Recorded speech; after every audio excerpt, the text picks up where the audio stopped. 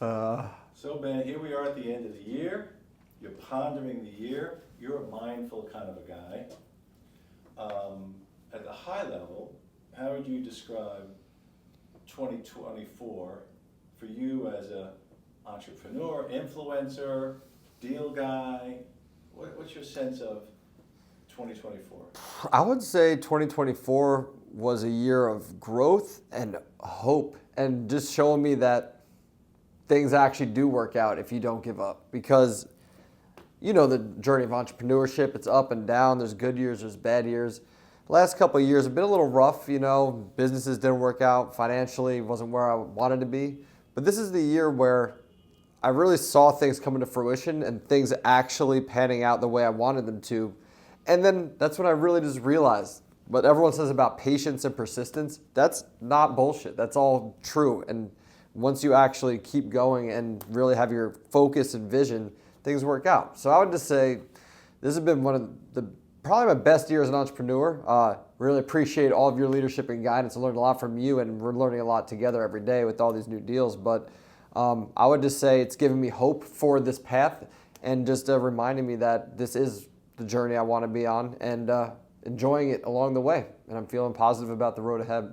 Okay, great. So was there a point in the year, without having to get to too many specifics, was there a point in the year where you said, dang, I think this is going to be a good year? Did it happen in January right out of the gate, or was it more like in the spring, or when did you start to feel that cadence? I would say it was January 1st, 2024. Just something, I don't know what it was. So it felt like all these opportunities were just coming at us. And I don't know exactly what or why, but the year started and things just seemingly worked for us. People wanted to work with us more. The timing for different ventures was perfect. And not to say it didn't come with its challenges. It wasn't an easy year by any means. I mean, a couple times, even when we're working on a few things are like, oh, this is awesome. Everything's working out. And maybe 1 month later, then the thing that we thought was working gets canceled, right? So I think we're getting really good at just taking it on the chin, just dusting off, taking a few days to reset mentally, and then just getting back in the ring. So I'd say right off the bat, the year was great. And then a couple downs, but then we always just pick ourselves back up. And from picking ourselves up, the universe rewards that and people who keep moving forward. You can't ever just be a victim or complain and just say, why me, why me? Because the universe and the world, no one just hands you things. You got to go take it. So, Okay. That's good we're out there. So what are you better at this time this year? What are you, from skill set or certain attributes of yours, what are you better at now than you were this time last year? Definitely sales, which is just a high level answer, but I'm just better at asking the right questions on these calls and qualifying quicker and not just taking. I think I'm better now at doing what I would used to do in 3 calls in 1 call. So I can just really figure out if there's an opportunity there and realize we have so many things going on that if I'm spending all my time really exploring everything as far as I can and then taking too long to realize there's nothing there, I'm killing the stuff that actually is working for us. So I think I'm better at sales in general, and then just time allocation and management, be more conscious with my time and making sure that I actually am using it for things that are moving us forward. Mm-hmm. So. Oh, great. And so the pace that you tend to keep is a pretty intense one, but you also kind of offline, you have kind of, lifestyle, like different things you do as far as nutrition and health and mindfulness. What is one that you could talk to that may be something new for somebody to try? All right, well, I'm going to take that and I'm going to say 2 or 3 things, actually. I'll start with the one that I know you love the most, the ice bath, because you're a fan of those videos. All right, let me start by saying this. This journey, and even as anyone who is in New York City in this fast-paced life, or really is anywhere that's kind of hustle and bustle, can be very overwhelming. And I wouldn't trade this lifestyle for the world. I don't like being bored, so I need to always be doing things and being productive and fulfilling, but you can't just do that 24/7. That drains you, and then you end up burning out, and then you're not productive in any way. So the thing I find that you have to do is have mindfulness practices and ways that you can step outside of that and kind of reset so that you're able to continue moving forward. So one of those is the ice bath. And a lot of people know now Wim Hof, and there's this whole thing about the breath work and the ice.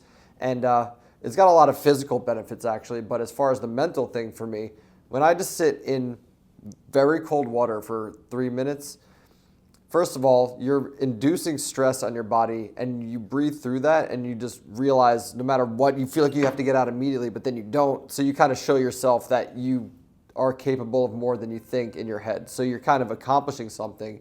But also, when you're in water that cold, you can't think about all these little problems at once. You go into survival mode, and all you're thinking about is just breathing and just taking slow, deep breaths, and it really just brings you right into that moment. And then all those big problems that are all out of reach just kind of become much smaller. And then in that moment, you're just really tapped into your body. So the cold plunge is one of my favorites. If you don't want to do a cold plunge, that's extreme. I just take a cold shower at the end of my warm shower every morning. But if that's too extreme for anyone, even just having a breathing practice, I think has been huge for me. And I'm not always good at it, but every morning before I go on Instagram and LinkedIn and emails and all of that, if you could just take 10 minutes to just do deep breathing and just like tap into your body before you start looking at the energy of the outside world, that's been very helpful and just let me be grounded so that no matter what, there's always gonna be problems, especially with entrepreneurship. There's gonna be emails that you didn't expect, like, whoa. So you gotta just make sure you're grounded, and then any of these problems that come your way, you're ready to take on. Okay, and so as you're looking forward to next year, 2025, and those watching this are thinking about, okay, let's wrap this year up, do the best we can, and then next year, if you had one bit of advice to other entrepreneurs out there, let's say they didn't have a horrible year and they didn't have a great year, they just had an okay year. What's your advice? Don't say something like a Hallmark thing, like be all that you can be or something. Push yourself to the limit, do everything. Yeah.